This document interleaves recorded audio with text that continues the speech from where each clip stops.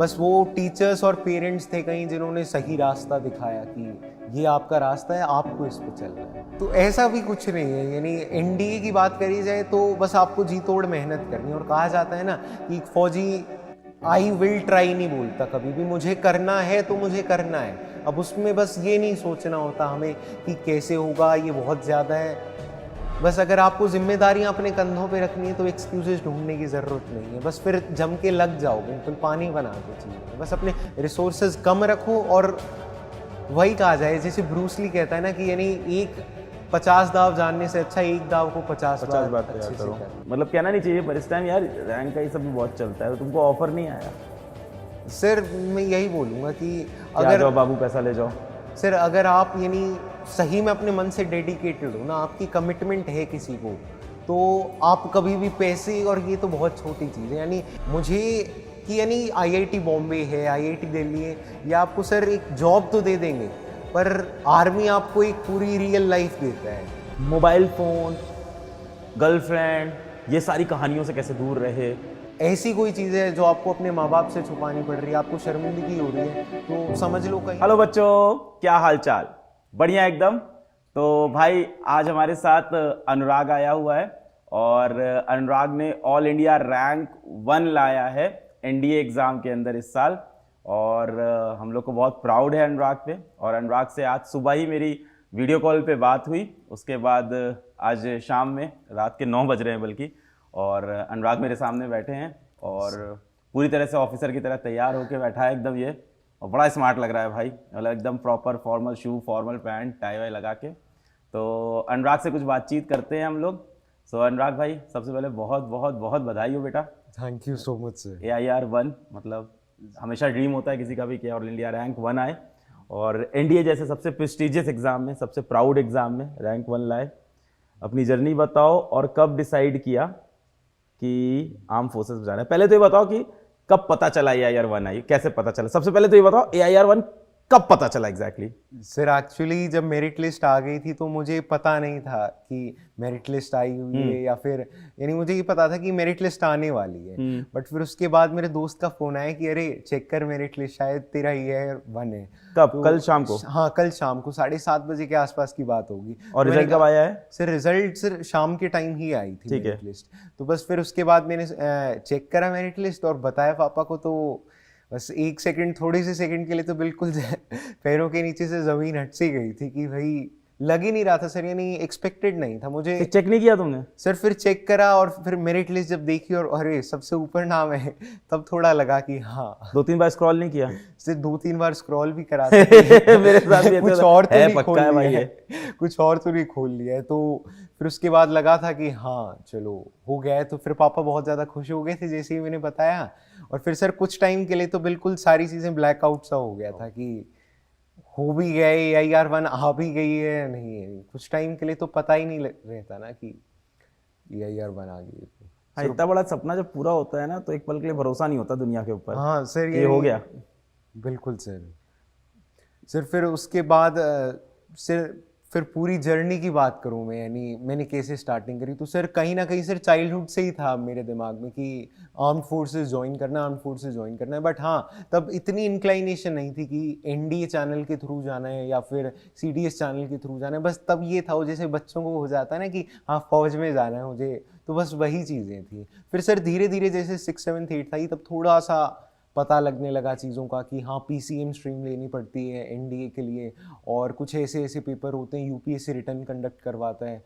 फिर भी सर यानी जो असली एक्सपोजर था वो 11th 12th में कहीं आया, जब यानी डिफेंस वाला ने भी स्टार्ट करा था, तब शौर्य 1.0 हुआ था तब पहले स्टार्ट। तब थोड़ा एक्सपोजर मिला कि हाँ कुछ ऐसे होती हैं चीज़ें। कुछ अपने सीनियर से भी मैंने बात करी, यानी 2 कजन्स है मेरे, वो अभी एनडीए से पास आउट हैं। One of them is from NDA and other is from OTA itself. तो सर वहाँ से कुछ इंस्पिरेशन मिली थी उस टाइम कि हाँ अगर मेरी फैमिली में भी अगर कोई ऐसा है, अगर मेरा कज़न जो उस चीज़ को पा पाया है, तो मैं भी क्यों ना कोई कोशिश करता हूँ। यानी अभी हम लोग ने एक शॉर्ट डाला था तुम्हारा यूट्यूब पे, जो हम लोग का सुबह इंटरव्यू हुआ था उसमें से, वीडियो में से, तो उसमें एक बड़ा क्वेश्चन आ रहा था कि कौन सा अटेम्प्ट है। तो ये कौन सा अटेम्प्ट है भाई? सर मेरा फर्स्ट अटेम्प्ट ही है सर। मैंने 12th के पेपर अभी दिए हैं मार्च में, तो मेरे मार्च में पेपर चल रहे थे और उससे पहले जनवरी में मैंने एसएसबी दिया था। तो मेरा फर्स्ट अटेम्प्ट ही है और सर वही था कि वो सारे रास्ते सही दिखते गए और लोगों का साथ था और गुरु का भी बहुत अच्छा साथ था जो फर्स्ट अटेम्प्ट में सर हो गया सर भगवान से। इतना तैयारी के बाद ये तो श्योर हो गया सिलेक्शन तो होगा कि नहीं सर, यानी हमेशा आप श्योर नहीं हो सकते हो, बस कुछ चीज़ें बस ये होता है कि हम अपनी ओर से कर्म कर सकते हैं, फल तो ऊपर वाला ही देगा। यानी वो तो अब जो भी मिलेगा उसे हंसते हंसते स्वीकार करके आगे चलते चलेंगे सर, वही होता है। यानी एक्सेप्टेंस ही होती है, यानी जो भी मिलता चले उसे लेते चलो, बस अपना दी बेस्ट देना है। अगर आपको अपने आप से सेटिस्फैक्शन है कि हाँ मैंने अपना दी बेस्ट दिया है, तो बस फिर उसके बाद सिलेक्शन और बाकी चीज़ें तो एक साइड वाइज ही हो जाती हैं। आपको अपने ऊपर पूरा भरोसा हो जाता है कि हाँ मैंने अपना बेस्ट दे दिया जितना मैं दे सकता था। तो सर वो होता है जो एक बिलीफ होता है, वो आपको बहुत सेटिस्फैक्शन दे देता है। ग्रेट। सुबह में ही तुमसे बात हुई, तूने बोला था एक गांव में यहाँ काफी लोग फौज में जाते हैं। मेरे कजन है बट वो मेरी मैटरनल साइड के हैं, नॉट फ्रॉम माय पैटर्नल। तो यानी मेरे गांव के मेरे परिवार की बात करी जाए तो वो मेरे लिए मैं पहला हूँ। यानी ओवरऑल अगर आप गांव में पर कल्चर है ना फौज में जाने का, तुम बता रहे थे। बिल्कुल सर, बिल्कुल सर, वो ही कहीं ना कहीं था कि वो चाइल्डहुड से वो एक बात रहती है ना कि भाई गांव में सभी के परिवार से एक ना एक फौज में है, बट मेरे परिवार से अभी कौन सा गांव है बेटा ये? सर चंदेनी विलेज है सर, चंदेनी गांव है, चरखी दादरी जिला है हरियाणा में सर। वहाँ से यानी बहुत सारे सर हमारे गांव से पैराएसएफ में भी बहुत सारे हैं और 2 शहीद भी हुए थे हमारे जवान पैराएसएफ के, हमारे ही गांव के। तो सर जब वहाँ मैं जाता हूँ गांव में और उनका स्टैच्यू देखने को मिलता है, तब लगता है कि हाँ ये कुछ ऐसी चीज़ है कि हाँ, यानी अगर कोई इतना अपने ज़िंदगी में सैक्रिफाइस कर सकता है तो उस लेवल की उस फीलिंग को तो एक बार कम से कम एक्सपीरियंस करा जाए कि वो क्या होता है सर। तब बिल्कुल एक डिसाइड हो गया था कि हाँ जाना है तो एनडीए ही जाना है और कहीं नहीं जाना है। फिर सर मैं प्रॉपर प्रिपरेशन पे लग गया था और फिर टाइम टू टाइम अपने जैसे सर शौर्य के थ्रू काफ़ी गाइडेंस मिल गई थी उस टाइम कि कैसे रिटर्न करना है। और सर फिर यानी जर्नी स्टार्ट होने के बाद, एक बार किक स्टार्ट होने के बाद फिर कभी पीछे नहीं देखा कि पीछे क्या है क्या नहीं है, बस फिर यही था कि एनडीए ज्वाइन करना है तो ज्वाइन करना है सर। नहीं शौर्य और तो ठीक है, देखो शौर्य हजारों बच्चे ज्वाइन करते हैं, AIR-1 भारत में एक ही आता है तो इसके पीछे इसमें शौर्य बैच का कंट्रीब्यूशन मैं कहूँगा, ऑनेस्टली कहूँगा, बहुत कम होता है, 20 से 30% होता है। टीचर का, किसी भी बैच का, किसी भी कोर्स का कंट्रीब्यूशन बच्चे की रैंक आने में, रिजल्ट आने में 20 से 30% ज़्यादा आता नहीं है। तुम बताओ तुम्हारी तैयारी में क्या था भाई? 70% क्योंकि तुम्हारी कहानी है।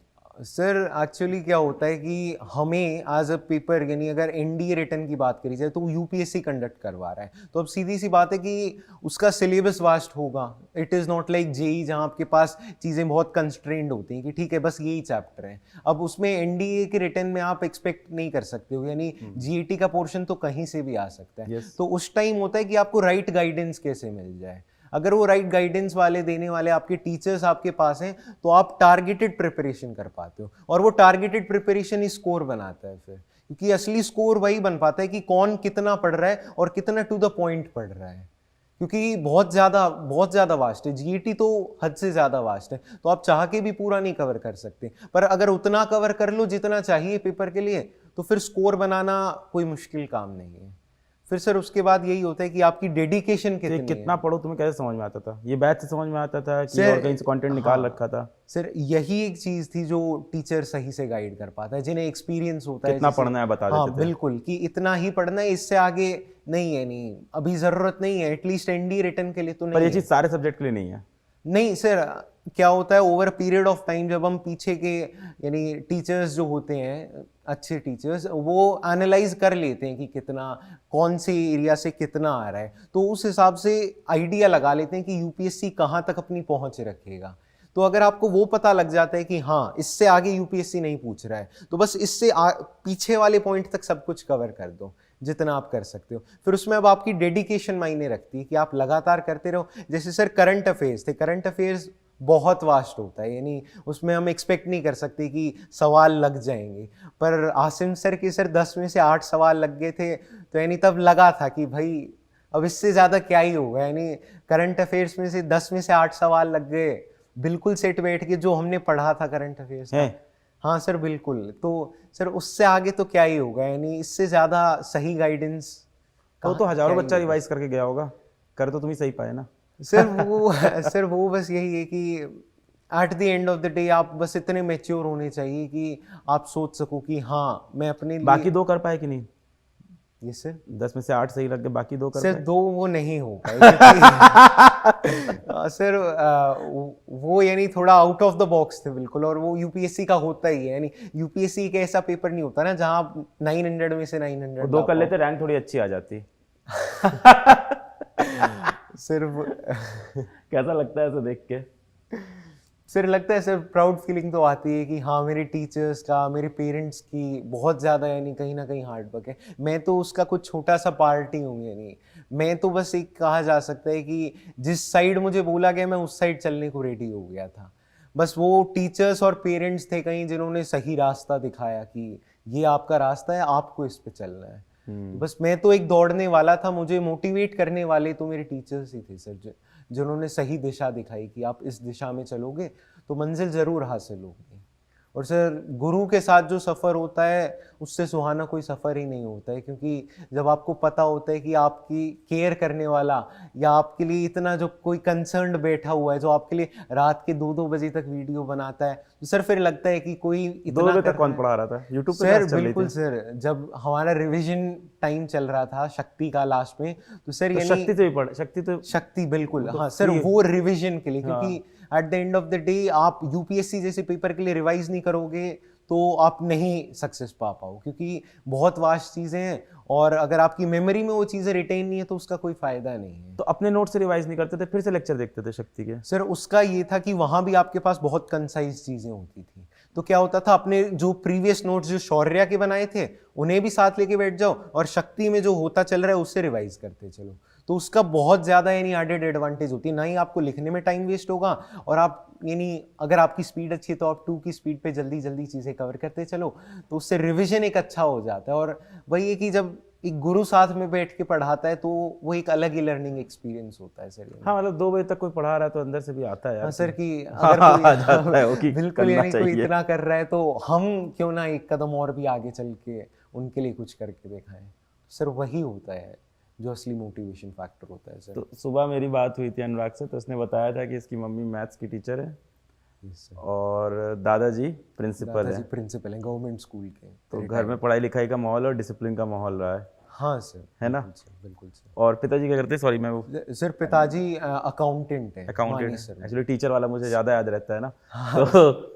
तो बचपन से कौन पढ़ा रहा था? सर मम्मी की ही थी, यानी मैंने स्टार्टिंग में मम्मी ने बहुत ज़्यादा सपोर्ट करा था।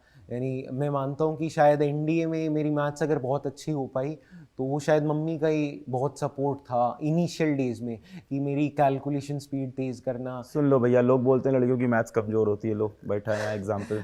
नहीं सर, यानी डॉजिंग टेबल रोज लिखना, यानी डॉजिंग टेबल मम्मी लिख के दे देती हैं, वो बैठ के करते रहना, तो सर वही छोटी छोटी चीज़ें होती हैं जो यानी आपकी मैथ्स को स्ट्रॉन्ग बनाती, क्योंकि वो एक ऐसा अरीना है जहाँ आपको कैलकुलेशन स्पीड चाहिए। एनडीए के रिटर्न में आपको कैलकुलेशन स्पीड अगर आपकी अच्छी है तो आप स्वीप अप कर दोगे एनडीए के मैथ्स को, बहुत ही आसानी से स्वीप अप कर दोगे। तो बस वही है, कैलकुलेशन स्पीड तेज कैसे बनती है, वो जो बचपन की छोटी छोटी चीज़ें होती है ना, बैठ के टेबल लिखना 2 से 30 2 से 30, दिन में 2 बार लिख दी 3 बार लिख दी होड़ होड़ में, तो सर वो ही होता है जो कहीं ना कहीं जो स्टार्टिंग में गाइडेंस मिली थी मम्मी से कि हाँ वो मैथ्स वहीं बननी शुरू हो गई थी सर, जो आज एनडीए में बहुत मदद कर रही है। देखो जब हम पढ़ते हैं कमेंट्स या मेल पढ़ते हैं तो एक बड़ा क्वेश्चन हमेशा बच्चा पूछता है कि एनडीए तो कर रहा हूँ, बैकअप में क्या तैयारी कर लूँ? या तो कई बार एनडीए बैकअप में तैयारी कर रहा होता है, वो जेई एनडीए वाला जो पूरा सवाल चलता है। बिल्कुल तुम्हारी क्या दुविधा रही थी? क्या अर्जुना, लक्ष्य ये सब बैच ज्वाइन करने का मन हुआ? साथ के दोस्त ज्वाइन किए? मतलब क्या था माहौल? सर एक्चुअली जब मैंने स्टार्टिंग करी थी 11th के बाद तो मेरा सारा फोकस सेल्फ स्टडी पे था कि भाई अपने लिए मैं जितना टाइम निकाल सकता हूँ उससे ज़्यादा अच्छा कुछ नहीं होता। तब फिजिक्स वाला का नाम सुना था 11th में? बिल्कुल सुना था सर, मैंने 9th में ही स्टार्टिंग कर दी थी वो। कहीं ना कहीं कि मैंने पहले सोच लिया था कुछ ओलंपियाड्स की तैयारी के लिए, सर आपकी वीडियोस तभी देखनी शुरू कर दी थी 9th में। हाँ 9th में, जो आप 11th 12th की बनाती थी तो थोड़ा आपने बैठ के नहीं मजाक मजाक में तो ओलंपियाड की तैयारी कर रहे थे उस टाइम पे? हाँ उस टाइम पे ओलंपियाड की भी कर रहा था, क्योंकि सर वो होता है ना, आप जितना अपने आप को इन्वेस्ट रखोगे चीज़ों में उतनी ज़्यादा आपकी ग्रोथ हो जाती है। सुनो भैया, यहाँ से कहानी थी, मान लो कोई 9 से नहीं तैयारी किया ओलंपियाड की, तो उसका बताओ। सर ऐसा नहीं क्योंकि वो सर, तो अब 12th में बैठा है जो देख रहा है तुमको 11 12th में। तो ऐसा भी कुछ नहीं है। यानी एनडीए की बात करी जाए तो बस आपको जी तोड़ मेहनत करनी है। और कहा जाता है ना कि एक फौजी आई विल ट्राई नहीं बोलता कभी भी, मुझे करना है तो मुझे करना है। अब उसमें बस ये नहीं सोचना होता हमें कि कैसे होगा, ये बहुत ज़्यादा है। बस अगर आपको जिम्मेदारियां अपने कंधों पे रखनी है तो एक्सक्यूजेस ढूंढने की ज़रूरत नहीं है, बस फिर जम के लग जाओ, बिल्कुल पानी बना दो चीज़ों को, तो हो जाएगा ऐसा सब कुछ। कितना टफ है एनडीए क्रैक करना? सिर्फ AIR 1 नहीं पकड़ते? हाँ, सिलेक्शन कितना टफ है? सर सिलेक्शन, सर मैं यही बोलूँगा, अगर आप राइट गाइडेंस, राइट पाथ पे चल रहे हो और अगर आपके एफर्ट्स राइट डायरेक्शन में है तो आप स्कूल के साथ और यानी बाकी पढ़ाई के साथ मैनेज कर सकते हो बहुत आराम से। बस जो भी चीज़ करो मन लगा के करो, क्योंकि एनडी एक ऐसी प्रिपरेशन है जहाँ आप किसी उसके लिए, नौकरी के लिए नहीं कर रहे हो, आप कहीं ना कहीं देश की सेवा के लिए कर रहे हो। तो आपका डेडिकेशन अपने आप ही बहुत ज़्यादा हाई लेवल का हो जाता है। तो बस जितना गाइड करा जाता है ना उसके अकॉर्डिंग, और बस अपना एक गुरु चुन लो कि हाँ ये मेरे गुरु जी हैं, जो ये बताएंगे उस हिसाब से मुझे चलना है। अब भले ही वो मंजिल मिले ना मिले, पर कम से कम हम गुरु के मुताबिक तो चल रहे हैं ना, तो एक ना एक मंजिल भी ज़रूर आ जाएगी। और रही बात इसकी कि कितना टफ है, तो अगर जम के मेहनत करते हैं तो सर कुछ भी टफ नहीं है। यानी बस वही है, बस एक बार तुलना होता है चीज़ों पे, तो वो तुल जाना है तो सब कुछ हो जाता है। ऐसा सच कुछ नहीं है, बस अपने रिसोर्सेज कम रखो। और वही कहा जाए, जैसे ब्रूसली कहता है ना कि यानी एक 50 दाव जानने से अच्छा एक दाव को 50 बार अच्छे से कर लो। तो वही होता है, एनडीए इन्हीं चीज़ों से निकल पाता है। जेई वाला सवाल मेरा, मैंने इंटरप्ट कर दिया तुम्हें। जेई वाला सवाल बताओ, जेई की तैयारी, एनडीए की तैयारी। तो सर क्या था, 11th में मैं जेई पे ही फोकस था तब उस टाइम। यानी उसका रीज़न ये था कि मैं चाहता था कि एकेडमिकली अभी जितना डेवलप हो गया वो कर लेते हैं, फिर एनडीए की मैथ्स तो आराम से हो जाएगी। तो मैं क्या कर रहा था, मैं जेई को भी साथ साथ थोड़ा लेके चल रहा था। क्या है, उससे आपका 11th का और जो 12th का एकेडमिक है ना वो काफ़ी स्ट्रांग हो जाएगा। पर ये सेल्फ स्टडी है सर, सेल्फ स्टडी है सर। यानी मैंने ऑल दो ज्वाइनिंग करी थी एक दो जगह, बट फिर सर क्या होता है कि जब आपका मन होता है ना कि हाँ खुद बैठ के पढ़ा जाए, तो आपको लगता है कि वहाँ टाइम वेस्ट करने से ऑफलाइन कोचिंग। हाँ। कितने दिन गए, कितने महीने गए? सर 1 महीने गया था, उसके बाद मैंने। पैसा तो महीने वाला था कि साल वाला था? साल से सर, वो स्कॉलरशिप टेस्ट हो गया था मेरा, तो उससे हो गया था वो सब कुछ। तो छोड़ दिया? हाँ, तो फिर सर फिर मैंने छोड़ दिया। वहाँ से फ़ोन कॉल भी आए थे कि भाई क्यों अटेंड नहीं कर रही, पर फिर मैंने भाई मेरे दिमाग में सेट था कि भाई करनी है तो चीज़ें खुद ही करेंगे। यानी बैठ के, यानी जब तक आप खुद एनालाइज नहीं करोगे चीज़ों को तब तक यानी वो एक फील नहीं आती ना कि बिल्कुल हाँ अब लग रहे हैं हम कुछ एक ज़रूरी काम पे। देखो फिजिक्स वाला का ऑफलाइन सेंटर भी ऑनलाइन भी है। बिल्कुल सर, बिल्कुल। मैं तुमसे क्लियर पूछूंगा और जो आंसर दोगे वो क्लियर जाएगा। ऑनलाइन बेटर लगा तैयारी के लिए कि ऑफलाइन बेटर होता है? सर मैं यही बोलूँगा, अगर आपका बेस बहुत अच्छे से तैयार है, यानी अगर आप 11th तक बहुत अच्छे से करते आ रहे हो, तो बस मैं यही बोलूँगा ऑनलाइन पे रहो। और जो भी लिमिटेड चीज़ें हैं ना, यानी जैसे मान लो कि आपका कोई एक टॉपिक वीक है, उसे कवर कर दो। क्योंकि क्या होता है सर, मतलब बेस कितना स्ट्रांग है, लाइक जेई के लेवल का? हाँ सर, यानी बेस जेई के लेवल का स्ट्रॉन्ग ये कहना चाहिए कि आप अगर 10 स्टैंडर्ड में हो तो आप सिर्फ एनसीईआरटी ना करके आप थोड़ा सा एक हायर लेवल कर पा रहे हो। जैसे आप आरडी शर्मा खुद बैठ के सॉल्व कर पा रहे हो, यानी यही बोला जाए कि आप में खुद पढ़ने की ज़ील है और आप चीज़ों को एक अलग नज़रिए से सोच पा रहे हो। क्या होता है सर, मैथ्स में एक ये होता है कि सिर्फ बैठ के फॉर्मूलाज लगा रहे हो, और एक होता है कि आप प्योर एनालिसिस कर रहे हो। अगर आप वो प्योर एनालिसिस कर पा रहे हो 10th के बाद, तो मैं कहूँगा सेल्फ स्टडी से अच्छा फिर कुछ भी नहीं है। वाह। यानी सर वही होता है कि किसी भी चीज़ को पढ़ो तो बस ये मत सोच के पढ़ो कि ये किस पेपर के लिए पढ़ा जा रहा है, बस उसे अपनी डेवलपमेंट के लिए पढ़ो। उससे क्या होता है, आपकी मेमोरी अपने आप ही बूस्टअप हो जाती है, क्योंकि आपको पता है आप किसी पेपर के लिए नहीं, अभी आप अपनी डेवलपमेंट के लिए पढ़ रहे हो। डेवलपमेंट एक बार हो गई तो पेपर तो निकल जाते हैं, कोई वो उसमें कोई हाई फाई साइंस नहीं होती है। तो बस वही होता है। और रही बात ऑफलाइन ऑनलाइन की, तो अगर आपके पास टाइम आप सेव करना चाहते हो, अपनी सेल्फ स्टडी सेल्फ एनालिसिस के लिए ज़्यादा टाइम चाहते हो, तो ऑनलाइन बेटर होता है। क्योंकि आपको पता है कि ठीक है, मेरा जैसे फॉर एन एग्जांपल मैथ्स में मुझे डिफरेंशियल कैलकुलस के लिमिट्स के एक दो टॉपिक्स मेरे थोड़े वीक हैं, तो मुझे सिर्फ वही चीज़ देखनी है। मैं वो 10 मिनट में देख के अपनी वीकनेस भी कवर कर गया और स्ट्रेंथ को और ज़्यादा अच्छा बिल्डअप करने के लिए मेरे पास टाइम हो गया। आज मेरे 10% एडमिशन कम हो जाए, पर एक्चुअली तुमने सच बोला है। ये एकदम सही बात है। समय बचता है, एनर्जी बचती है, मस्तीखोरी बचती है, टाइम वेस्ट होता है इतना जाके आना जाना, कोचिंग के बाहर गप्पा, फिर वहाँ से दोस्तों के साथ जाना। ऑनलाइन बहुत टाइम सेविंग, और जितना आपको पढ़ना है आप उतना पढ़ो ना। जिस वीडियो को देखना है देखो, जिसको नहीं देखना है मत देखो, छोड़ दो। बट इसके अंदर अलग अलग बच्चों का अलग ओपिनियन होता है, कहते हैं यार हम रेगुलर नहीं हो पाते, हमें मॉल चाहिए। कई बार ये भी होता है कि हम रेगुलर कैसे रहते थे? शौर्य बैच के सारे वीडियोस देखे थे? ये हाँ अच्छा सवाल है, सर साइंस को छोड़ के, साइंस और मैथ्स को मैंने थोड़ा सा स्किप करा क्योंकि था, वो ठीक था तुम्हारा। वो मेरा पीसीएम था तो मुझे उस पे कॉन्फिडेंस था थोड़ा। बाकी जीएटी को मैंने बिल्कुल रगड़ के रखा था, यानी इंग्लिश की एक भी वीडियो नहीं छोड़ी, और हिस्ट्री ज्योग्राफी उनकी एक भी वीडियो नहीं छोड़ी, क्योंकि वो मुझे पता था कि ये एक ऐसा पोर्शन है जहाँ से स्कोर बनेगा, तो वो था। और सर रही बात इसकी कि और जीएटी हिस्ट्री इन सब में अगर देखा जाए कि सबसे बड़ा की पॉइंट ये है कि कंसाइज पढ़ो। हाँ बिल्कुल, टू द पॉइंट होनी चाहिए चीज़ें, क्योंकि बहुत वास्ट है और यूपीएससी हमेशा ही इतना अपनी वास्टनेस के लिए जाना जाता है। तो यहाँ लगती है एनडीए में मेंटोर की जरूरत इस जगह बिल्कुल पे। बिल्कुल, कि आपको गाइडेंस सही मिल जाए। जैसे मैंने बोला सर, ऐसे ही हमारे ज्योग्राफी में हुआ था, राहुल परमार सर ने जितना बताया था उससे काम पूरा का पूरा हो गया था ज्योग्राफी में। यानी अगर एक दो सवाल तो होते ही हैं जो राइट लेफ्ट से पूछे जाते हैं,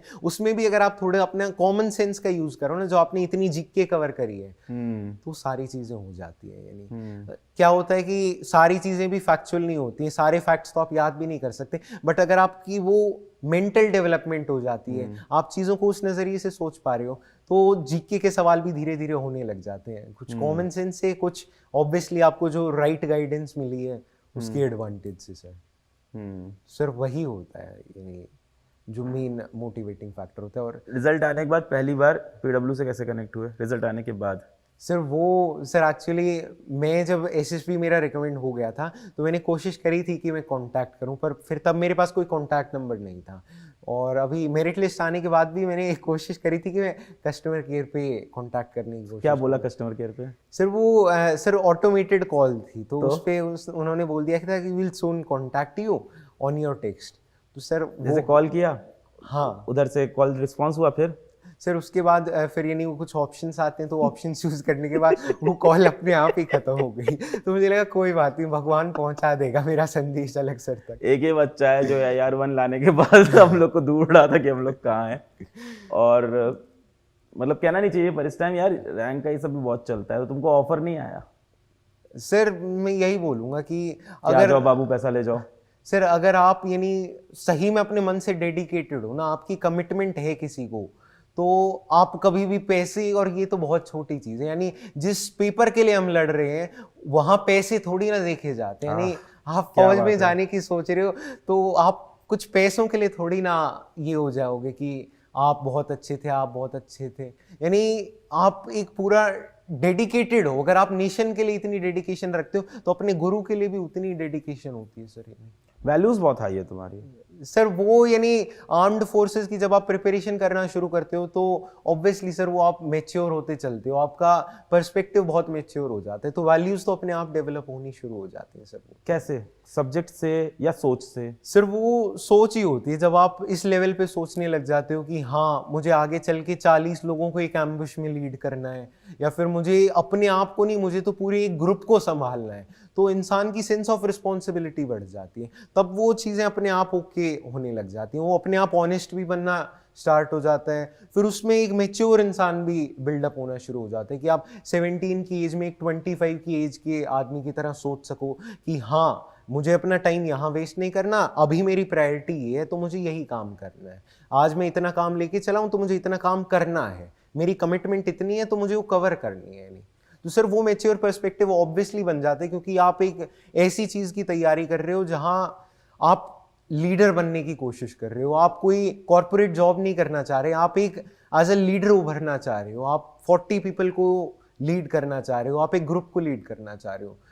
कभी बीच में मन नहीं किया कि IIT बॉम्बे जाएं, IIT दिल्ली जाएं? सर एक्चुअली क्या होता है कि जब आप सोचते हो आर्म्ड फोर्सेस के बारे में, तो वो कॉर्पोरेट का जो नशा होता है ना, यानी कि सर मैं कहना नहीं चाहूँगा, बट जो एक इनकम का नशा होता है इंसान को कि इनकम मिल जाए, एक सेटल्ड लाइफ मिल जाए, आप उससे थोड़ा ऊपर सोचने लग जाते हो कि हाँ यानी मुझे कि यानी IIT बॉम्बे है, IIT दिल्ली है, या आपको सर एक जॉब तो दे देंगे, पर आर्मी आपको एक पूरी रियल लाइफ देता है। जहाँ आप एक भी एक्सपीरियंस से वंचित नहीं रह पाओगे। आप अपनी लाइफ को डेडिकेट कर रहे हो किसी को, और जब हम किसी के लिए डेडिकेटेड होते हैं तो वो जो एक सेटिस्फैक्शन होती है वो अपने आप के लिए काम करने से बहुत ज्यादा होती है। जब आप से किसी बात के लिए करके मुझे लग रहा है dedicated सही में मैं 25-26 साल के लड़के से बात कर रहा हूँ। इतनी मच्योरिटी वाली बातें कर रहे हो तुम सही में 17 के ही हो? हो। हाँ सर, मैं 17 का ही हूँ, 2005 का ही DOP है। आगे कहानी क्या होगी इसके बाद अब? सर अभी तो यही है कि अपनी एकेडमी ज्वाइन करनी है, जो भी चीज़ें मिलेंगी उसे उसमें अपना दी बेस्ट देना है, क्योंकि कहाँ पे होगी ज्वाइनिंग, क्या होगा इसके सर आगे? खड़कवासला, सर एनडी की जो ट्रेनिंग होती है इनिशियल 3 पीरियड्स की, वो खड़कवासला पुणे में होती है।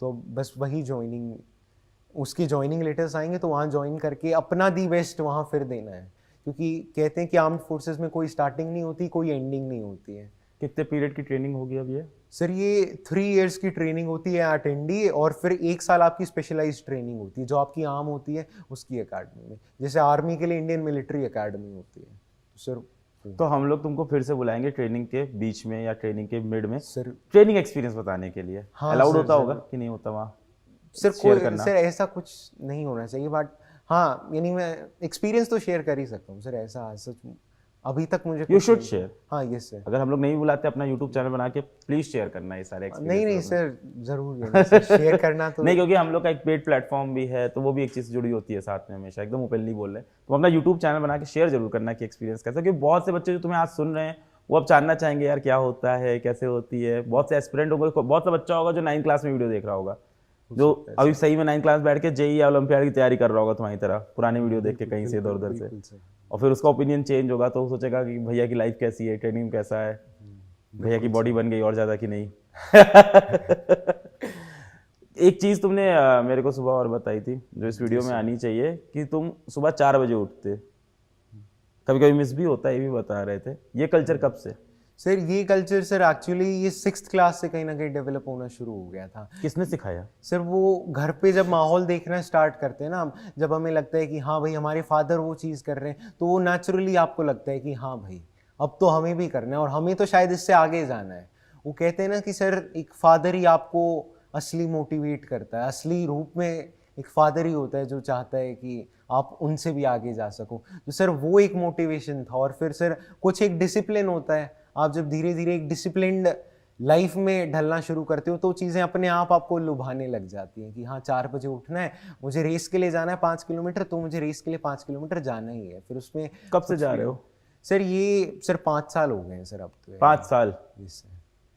4 बजे उठ के 5 किलोमीटर दौड़ते हो? हाँ 5 सर, किलोमीटर? 5 किलोमीटर। यस और कितना टाइम लगता है इसमें? सर 5 किलोमीटर में सर जब इनिशियली स्टार्ट करा था तो 24 मिनट कुछ लगती थी, अब करते करते 21-22 मिनट्स लगे। कोई साथ में रहता है कि अकेले ही करते हो ये सब? सर कहते हैं जिंदगी की दौड़ तो अकेले ही दौड़नी पड़ती है अगर कुछ आगे पहुंचना है तो कहाँ जाते थे दौड़ने? कोई ग्राउंड वाउंड था? हाँ सर, घर के पीछे द्वारका एक्सप्रेस वे है तो बहुत लंबा है, नहीं वहाँ दौड़ने के लिए जगह ही जगह है, बस दौड़ने वाला इंसान चाहिए होता है वो तो धरती को। सर वही है यानी। ये IR1 तुम्हारी पता है किसी शौर्य बैच से नहीं आई है, मैं तुमको बता रहा हूँ तुम्हारी कहानी सुन के। तुम 6th क्लास से सुबह 4 बजे उठ रहे हो, तुम पिछले 5 साल से 5 किलोमीटर सुबह 4 बजे उठ के दौड़ रहे हो। ये बहुत पुराना, मतलब वो कहते हैं ना the Chinese bamboo tree story बोला जाता है कि ऊपर जितना दिख रहा है उससे ज़्यादा ज़मीन के नीचे घुसा हुआ है। आइसबर्ग जो पानी के अंदर पड़ा होता है कि भाई 1/10 बार उसका बाहर पड़ा है, 9/10 पार्ट नीचे है। तुम्हारी कहानी वैसी है, पीछे पूरी तैयारी कर रहे थे तुम, फौज का सोच के बैठे थे एकदम कि जाना तो फौज में ही है। नहीं सर, बस अगर आप एक रेगुलर लाइफ जी रहे हो, एक डिसिप्लिन लाइफ जी रहे हो, तो ऑब्वियसली वो आर्म्ड फोर्सेस की लाइफ कन्वर्ट होने में उसे टाइम नहीं लगेगा। वाओ। यानी आर्मी एक डिसिप्लिन मांगती है, एक डिटर्मिनेशन मांगती है। मोबाइल फोन, गर्लफ्रेंड, ये सारी कहानियों से कैसे दूर रहे? सर वो ये होता है कि अगर आप एक एनर्जी अपनी एक हाई लेवल की चीज़ में डेडिकेट कर देते हो तो आपका ध्यान ऑब्वियसली एक चीज़ पे फोकस्ड हो जाता है। देख भी काफ़ी स्मार्ट रहा है भाई ये तो, कैसे मतलब ये लड़कियों से भी दूर रहे, मोबाइल फ़ोन से भी दूर रहे। अभी बहुत स्मार्ट लग रहे हो उस टाइम तो। इंस्टाग्राम, आज तो बहुत मैसेज आएंगे। इंस्टाग्राम है तुम्हारा? नहीं सर। तभी तो सही है सब, तभी तो आ रहा है ये रैंक। नहीं सर, ऐसा कुछ नहीं है सर। यानी यही होता है कि अगर आप अपने आप को किसी एक ग्रेटर चीज के लिए डेडिकेट कर देते हो तो वो चीजें अपने आप, डिस्ट्रैक्शंस अपने आप साइड हो जाती हैं। पर्सनल मोबाइल कब मिला? सिर्फ पर्सनल मोबाइल नहीं है सर। नहीं है अभी तक? मम्मी का ही यूज़ कर लेता हूँ, यानी कोई भी काम होता है तो मम्मी का यूज़ कर लिया। दोस्तों का फोन मम्मी के फोन पे आता है? हाँ सर, आज सच कोई दिक्कत नहीं है ना, यानी ठीक है, उन्हें भी पता होना चाहिए कौन कौन दोस्त हैं, किनका फ़ोन आ रहा है, तो मुझे ऐसा कुछ नहीं लगता है यानी। और मैं कहता हूँ कि अगर माँ बाप से अगर ऐसी कोई चीज़ है जो आपको अपने माँ बाप से छुपानी पड़ रही है, आपको शर्मिंदगी हो रही है, तो समझ लो कहीं ना कहीं वो चीज़ गलत ही है, अगर आपको अपने माँ बाप से छुपानी पड़ रही है तो सर मैं तो यही सोचता हूँ कि ऐसी कोई चीज़ ही नहीं है जो आपको छुपाने की ज़रूरत है, अगर आप ईमानदार हो तो। हाँ, ऐसा कुछ नहीं होगा जो है नहीं कि दोस्तों के भी फ़ोन आ रहे हैं तो ऐसा सच कोई प्रॉब्लम नहीं है ना, कि उन्हें भी पता है ठीक है बात कर रहा है, ठीक है सर। सुने कितनी साफ बात बोल रहा है बच्चा, कह रहा है अगर आप ईमानदार हो तो माँ बाप से कोई बात छुपानी नहीं होगी आपको। बहुत बढ़िया। अभी कैसा चल रहा है, कल से अभी तक का सफ़र कैसा रहा? थके हुए लग रहे हो आंख से भी तुम। हाँ सर, मैं सो नहीं पाया था सर रात को। क्यों, एक्साइटमेंट? हाँ सर, कुछ एक्साइटमेंट हो गई थी, कुछ दोस्तों के भी फ़ोन आने स्टार्ट हो आज सुबह नहीं दौड़े 5 किलोमीटर? नहीं सर, दौड़ा हूँ सर आज भी दौड़े हो? हाँ बिल्कुल सर, आज तो और ज़्यादा जोश के साथ दौड़ा गया ना कि हाँ अब तो यानी एक चीज़ और मिल गई है जिसके लिए दौड़ना है, तो इसलिए सर। अरे वाह, शेड्यूल फॉलो हो रहा है? सर वो तो करना ही पड़ता है ना, यानी वो तो बस चीज़ें मैनेज करनी पड़ती हैं, कैसे ही हालात हों उसमें आपको अगर मैनेज आप कर पा रहे हो तो वो भी आपको एक आर्म फोर्सेस के लिए ट्रेन कर रहा है कहीं ना कहीं, कि ग्रिम से ग्रिम सिचुएशंस में या टाइम टेबल चेंज भी होता है, स्लीपिंग साइकिल डिस्टर्ब भी होती है, उसमें भी काम करते तुमने खुद को ना बहुत पहले से फौजी मान लिया है।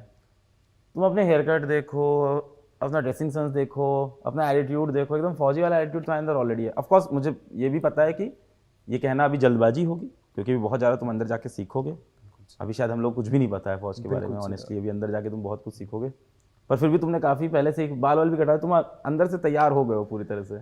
सर वो बस कहीं ना कहीं ये होता है कि जब आप डेडिकेट हो जाते हो, आप बिल्कुल सोच लेते हो कि यही मेरी श्रद्धा है, यही मेरे लिए सब कुछ है, आर्मी ज्वाइन करनी है या फिर सर्विसेज में जाना है, तो चीज़ें अपने आप आनी शुरू हो जाती हैं सर, यानी कि वो एक स्पॉन्टेनियस चीज़ होती है कि ये अपना सपना देख नहीं रहा है बच्चा, ये बच्चा अपना सपना जी रहा है।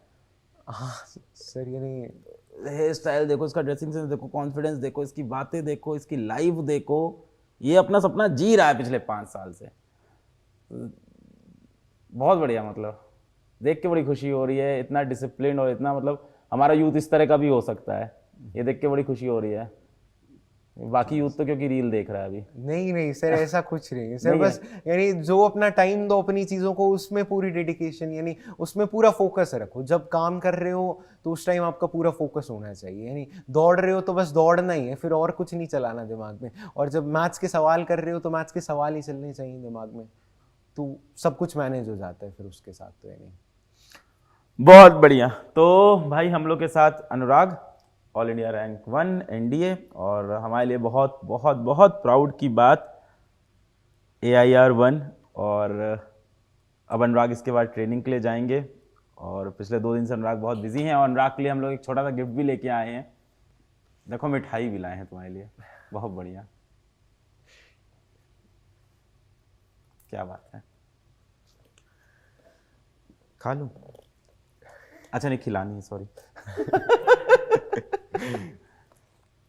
अच्छा तुम इसका क्या करते हो, डाइट वाइट का? मिठाई तो खाते नहीं होगे फिर, ये सब भी रूल है सर नहीं सर, डाइट में ऐसा है सच। खाने में नहीं, दौड़ के सब सही कर लोगे। हाँ सर वो यानी हाँ बस यानी डेली की जो चीज़ें होती है, बिस्किट्स हो गए, नमकीन हो गई, ये चीज़ें अवॉइड, बस बाकी ओके सर, यानी फेस्टिवल पे मुंह भी मीठा नहीं करा तो क्या करा। वो कोचिंग वाली तरह मुंह वाला नहीं खिलाऊंगा मैं, ऐसे करके फोटो नहीं खिंचवाएंगे हम लोग, ठीक है? नहीं नहीं सर पहले तो अरे भाई तुमने कर दिया सर, पहले तो अपने गुरुजी को ही होता है ना सर, यार। तुम्हारे गुरुजी, बैठो, सच्चाई में मैं नहीं हूँ, तुम्हारे गुरुजी लोग इंदौर में हैं। आसिम सर तो शायद कहीं बाहर गए हुए हैं। आसिम सर किधर, किसी को पता है क्या?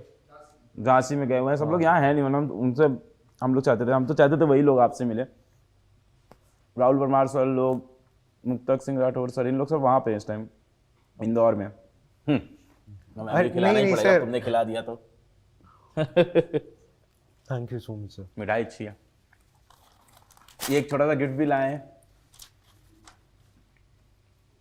हमने कहा कुछ ऐसा गिफ्ट दें जो तुम्हारा इस्तेमाल हो पढ़ाई लिखाई में, तो हम लोग लैपटॉप लाए। बैठो बैठो, बढ़िया है।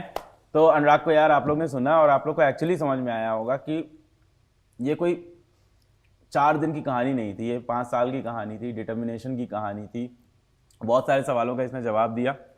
और एक जो अच्छी बात इसने बताई, डिसिप्लिन, कि अगर आप एक्चुअली आर्म फोर्सेस में जाना चाहते हो तो start living that life, starting from your class 10th class 11 से अपनी वो जिंदगी जीना स्टार्ट कर दो, खुद को इमेजिन करना स्टार्ट कर दो, वो जिंदगी जी लो। मतलब ये खुद को मान चुका था कि मैं फौज में पहुंचूंगा ही पहुंचूंगा, और जब ऐसा डिटर्मिनेशन हो तो भाई साहब ये सब चीज़ें हो जाती है। सो मतलब I have lived this life. All India rank 1 नहीं आई है, सपने सच होते हुए देखे मैंने जीवन में, तो मुझे समझ में आता है कि हाँ बहुत अलग फीलिंग हो रही होगी। आज लगातार इसका फ़ोन भी बजा जा रहा है, तो इसको लगातार मिनिस्टर वगैरह सबका कॉल आ रहा है, इसका स्पेशल डे है, तो यहीं पे इसको खत्म करते हैं। बहुत सर मजा बस आया। मैं एक एंड में बस यही बात बोलना चाहूँगा कि आप जब किसी चीज़ के लिए काम करो तो पूरी मन के साथ काम करो कि हाँ बस मुझे इस चीज़ के लिए काम करना है, तो बस इसी चीज़ के लिए काम करना है। सारी चीज़ें अपने आप होती चलेंगी, बस राइट गाइडेंस मैं कहूँगा at the end of the day वही मायने रखता है। और अपने आप से ऑनेस्ट रहो हमेशा, तो बाकी ऑफिसर लाइक क्वालिटीज़ अपने आप बन जाएंगी। बस अपने आप से ऑनेस्टी अगर आपकी है तो सब कुछ हो जाएगा। यानी क्या ऐसे बात है। बाकी कभी भी सर रैंक को लेके मैं यही बोलूँगा, यानी मैंने भी कभी नहीं सोचा था। यानी बस ये होता है कि आर्म फोर्सेस आपको बस ये कहता है अपनी बेस्ट दो, यानी अपना आप जो बेस्ट दे सकते हो वो दो। हर दिन अपने येस्टरडे की लिमिट को क्रॉस करने की कोशिश करो, आप अपने आप ही फाइन इंसान बन पाओगे सर। यूनिफॉर्म में इमेजिन करना स्टार्ट कर दिया? नहीं नहीं सर, यानी इतना तो अभी तो ट्रेनिंग भी है सर, बहुत मेहनत करनी है सर। अभी तो शुरुआत भी नहीं है सर, ये तो बस एक पहला कदम ही है सर। यानी बहुत मेहनत करनी है सर अभी। क्या प्रेफरेंस होगा, सोचा है? Sir preference sir first army है सर। ये हमेशा सोच चुके थे? हाँ सर सोच लिया था सर।